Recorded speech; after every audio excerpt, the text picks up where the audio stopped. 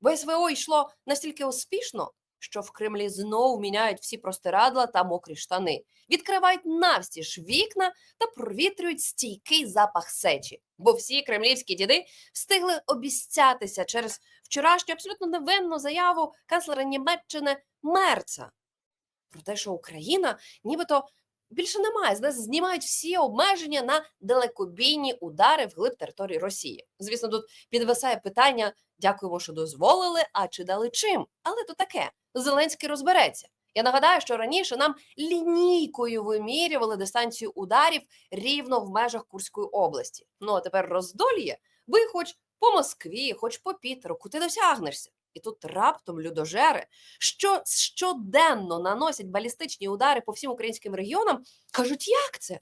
Ви що? Не робіть цього, це ж ескалація, це ж загроза Третій світовій.